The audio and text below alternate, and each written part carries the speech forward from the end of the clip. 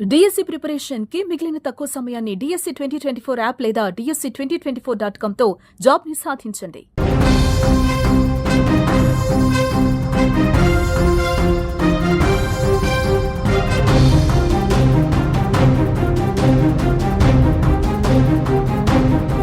ఇప్పుడిప్పుడే భారత్ పాకిస్తాన్ మధ్య ఉద్రిక్తతలు చల్లబడుతున్నాయి.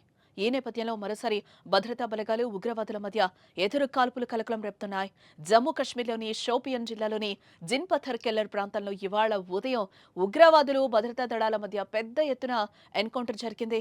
ఈ ఎన్కౌంటర్లో ఉగ్రవాద సంస్థ లష్కర్-ఏ-తోయిబాకు చెందిన ఉగ్రవాది హతమైనట్టు భద్రతా బలగాలు తెలిపాయి. అదే ప్రాంతంలో మరికొందరు లష్కర్ ఉగ్రవాదులు దాగి ఉన్నారని భద్రతా దళాలు అనుమానిస్తున్నాయి. వారిని పట్టుకోవడానికి ఆపరేషన్ అయితే జరుగుతున్నట్లుగా ఇప్పటివరకున్న సమాచారాన్ని బట్టి తెలుస్తోంది.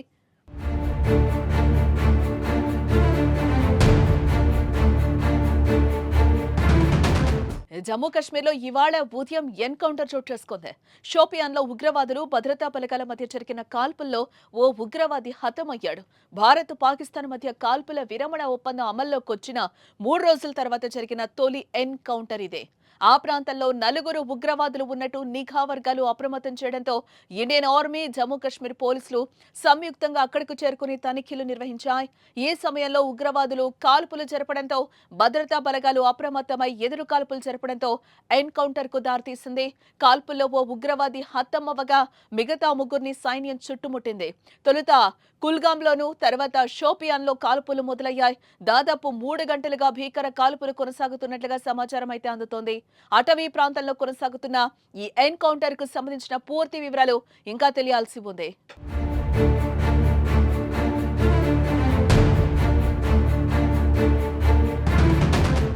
మరోపక్క పహల్గాం ఉగ్రదాడికి ప్రతీకారంగా మే 7న ఆపరేషన్ సింధూర్ తో పాక్ ఆక్రమిత కశ్మీర్లోకి భారత సైన్యం ప్రవేశించి మెరుపు దాడులు చేసింది.